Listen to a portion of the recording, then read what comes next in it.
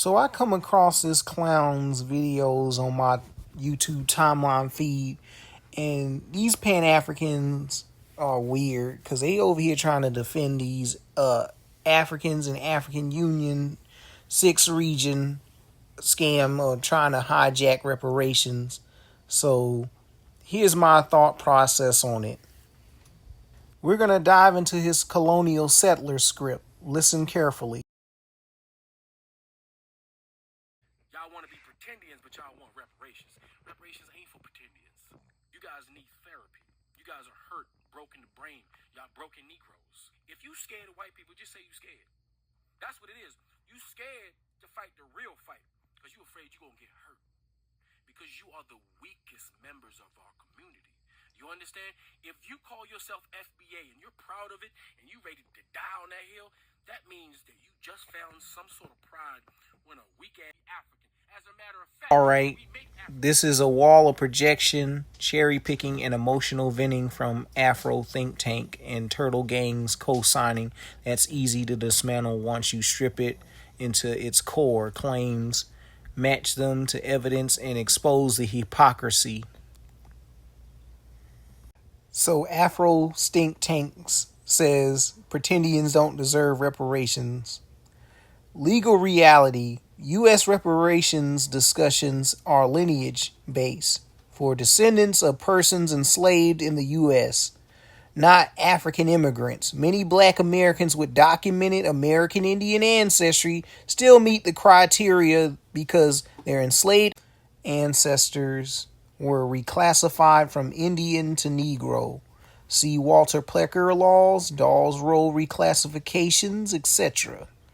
Historical proof. Jack D. Forbes, Africans and Native Americans show that Negro and Indian terms were interchangeable in colonial and antebellum periods. So Turtle Gang himself has claimed multi-tribal Native American ancestry, being Sandhill, Lenni, Lenape, Cherokee.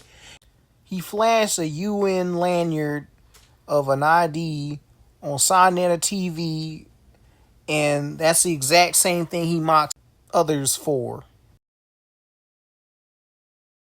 We make African shit up. Even our big pimp gave you the title. Y'all the same people that bounce from Muslim to Hebrew, Israelite to Nubian to any kind of title, anything other than African, because you're afraid of yourself. You look in the mirror and you run away. Y'all want to be pretendians, but y'all want reparations.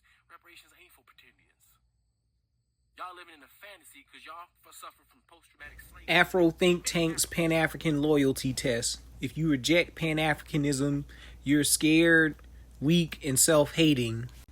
This is a straw man fallacy of false loyalty, demanding allegiance to an ideology that historically failed black Americans, such as Marcus Garvey's Liberia experiment collapse. The American Colonization Society set up Liberia and Sierra Leone, and even the British loyalists and our founding fathers, to immigrate free Negroes, aka Indians, over into a black ethno-state, which have long histories of Africans expelling and unaliving black American settlers who went to go build up Africa.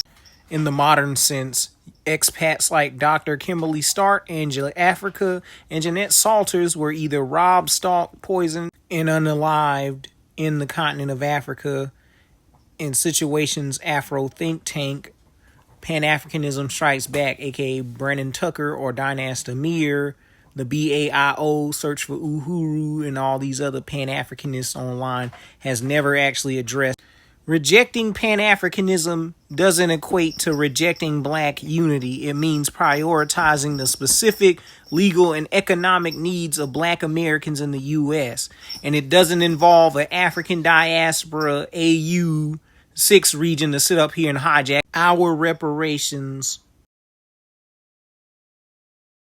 We are to be African. We make African shit up. You guys are hurt, broken the brain. Y'all broken Negroes. You are afraid to be African, afraid to be who you are. So you target yourself. You look in the mirror and you punch it to break it because you can't stand yourself. When you see an African, you see yourself. When you see African success and you not successful, you see what you could have did, but you can't. Because you ain't. Because you ain't put the work in. That's what you see. You see, us proud African Americans that secure in ourselves, that know that we are successful and we know we are African. Yeah, we're going to go to African business tomorrow. And I guarantee you, there's going to be plenty of videos of African Americans showing that they went and supported an African business. That's the truth. That's what's going to happen. This is the end for you FBA ADOS, hateful white supremacist contractors. You white supremacists in blackface. We make African shit up. The African support us myth. So they claim that Africans and Caribbeans will unite with us as a trifecta of black power. This is a fallacy and a pipe dream. AU6 region policy explicitly prioritized African and Caribbean immigrants over U.S.-born freedmen or black Indian claimants. Reparations theme year with the AU 2025 Year of Reparations Center African Women and Girls, or LGBTQ advocacy, something that these Afrocentrics are against, not U.S.-based lineage claims. So you got CARICOM reparation strategy is a nation-specific thing for West Indians. They do not dilute their claim to include all people in the diaspora. They insist on targeted redress, exactly what we're claiming with FBA and Black Indians are demanding. So any unity diverts resources away from U.S. freedmen towards immigrant-led agendas. In blackface. You think you're gonna fool us, African Americans? Do you know how many psyops have been played on African Americans over the years? Huh? Do you know how many times we're much smarter than you guys give us credit for? We're much smarter than you dumbass weak-linked Negroes. You understand? Our music tells you how proud we are to be African. Everything about us tells you how proud we are to be African. Even our intellectual capability, our intellectual journeys in this country tells you. Deflecting from African exploitation of Black American culture. I myself and Professor Black Truth has pointed out that Richelieu Dennis, who's the CEO that purchased Essence Fest and made money off of Black American hair and beauty care supplies through African entrepreneurship, is hijacking of Black American cultural spaces. This part is of a long pattern using diaspora unity to secure business and political opportunities while removing Black Americans from the leadership role. People like Afro think tank Dinas Amir or Brennan Tucker, or heck, even Umar Johnson ignores how African-owned U.S. businesses cycle profits back overseas, just like other immigrant communities, rather than reinvesting in Black American freedmen or FBA or Black Indian neighborhoods and businesses. Afro think tanks therapy and broken brain insult.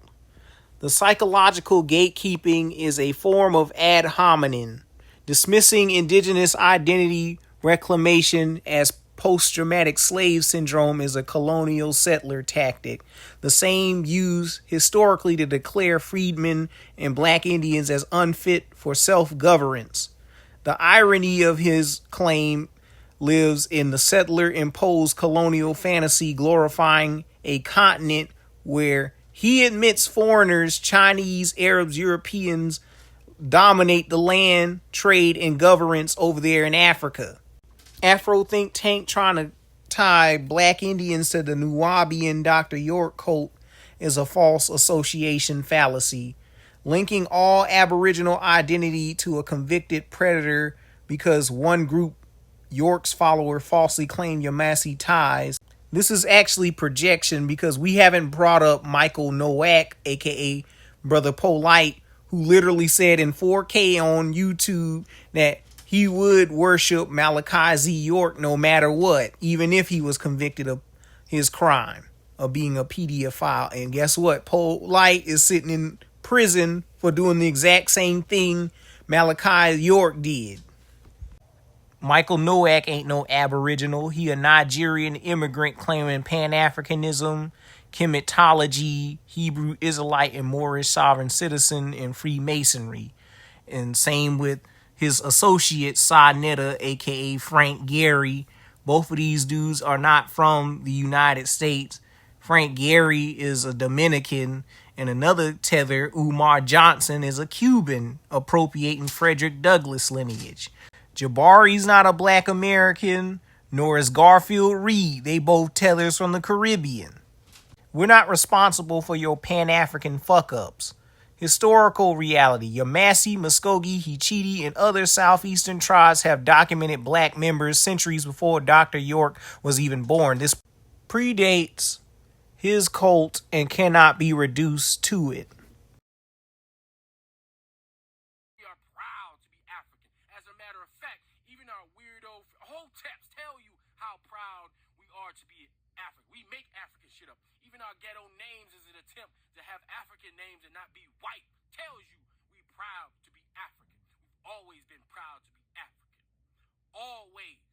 And if you think all of a sudden you're going to change the view of the world to make these Africans and Caribbeans think that all of a sudden, all of us African Americans, all of a sudden, when African people exposing Turtle Boy's grift, posting Afro's think tank.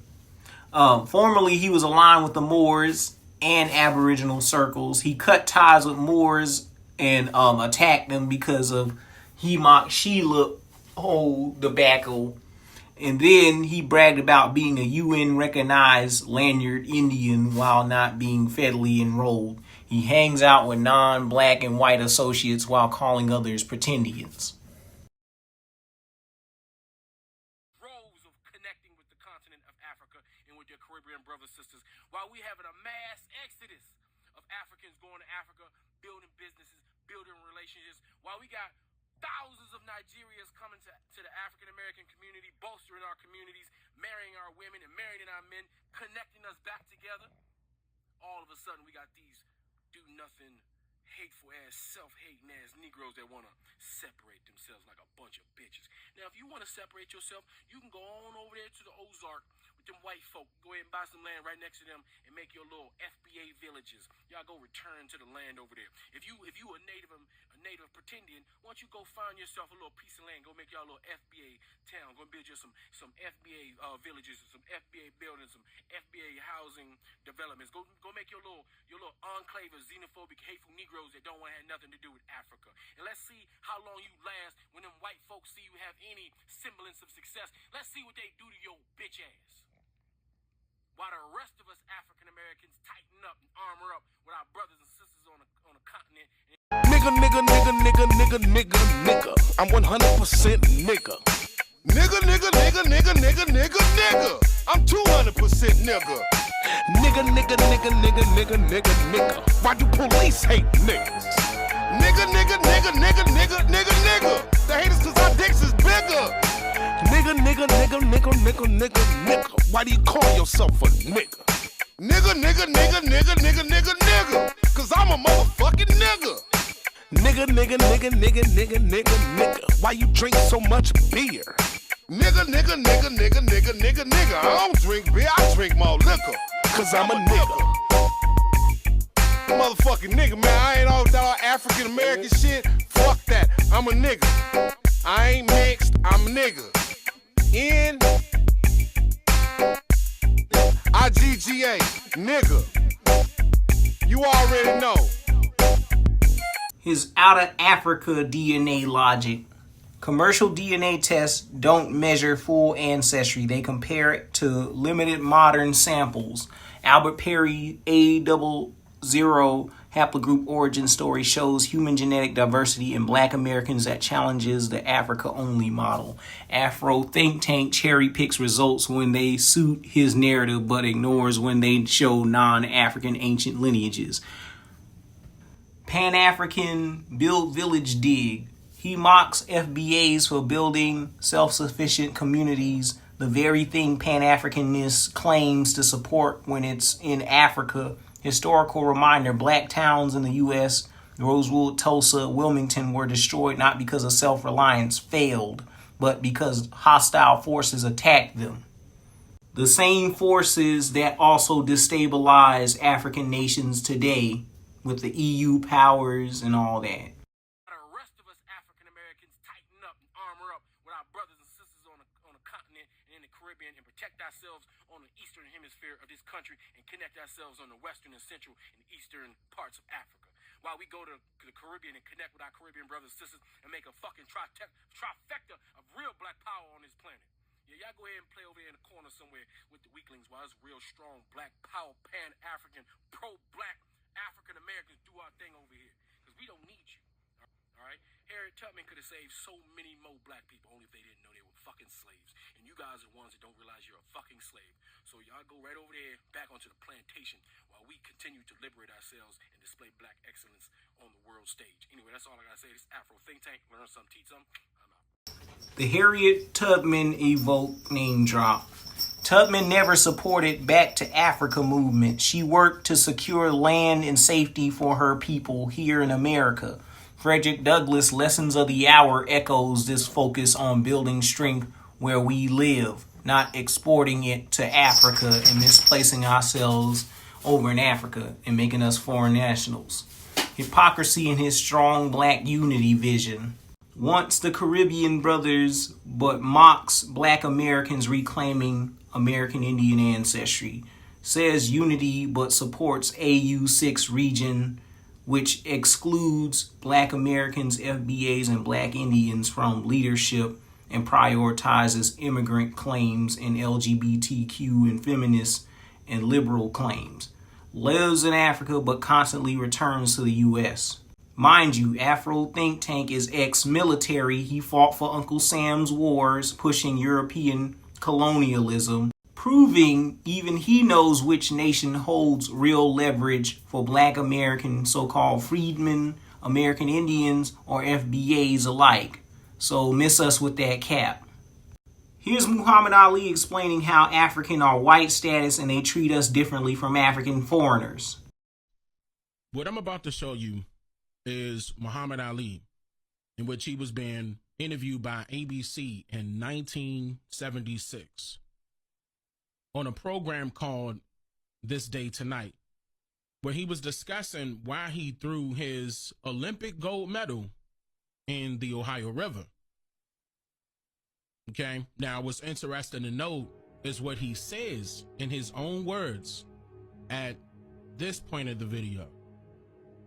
I'm gonna play it. At the time in 1958, we couldn't eat in the restaurants in Louisville. We couldn't eat downtown. One day I saw two Africans go in with their robes and their turbans. They couldn't speak English. I heard the man say, "Let them in, they're not Negroes." You heard that? Now, for clarity purposes, let's play it again. One day I saw two Africans go in with their robes and their turbans. They couldn't speak English. I heard the man say, "Let them in, they're not Negroes." Okay. Now that we heard what he said loud and clear, what could be the reason why Africans will be treated differently than Negroes at that time? If we were taught that Negroes are actually the long lost descendants of Africans. Think about that. One day I saw two Africans go in with their robes and their turbans. They couldn't speak English. I heard the man say, "Let them in, they're not Negroes."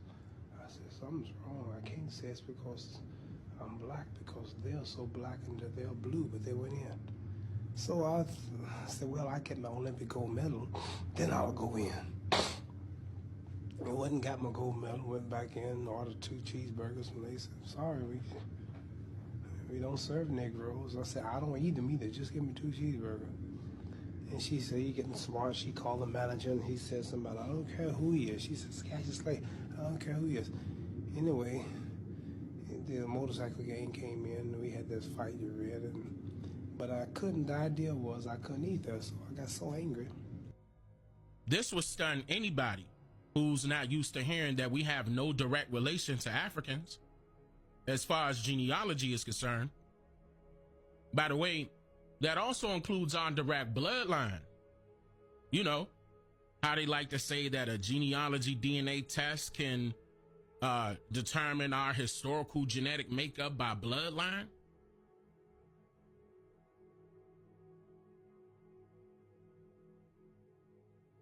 Now, if you think about the scenario that Muhammad Ali just described, you would know that the Negroes of America are totally different from any other people from another continent. even if they do share the same skin complexion. And this also exposes that racism had nothing to do with a person's skin tone in general, because it was strictly based on a person's status with this U.S. government. Meaning whatever the government chooses for Negroes is how it ought to be, under the color of their laws. And that's not right, is it? I mean, they could tell a difference between a Negro and an African, but you can't.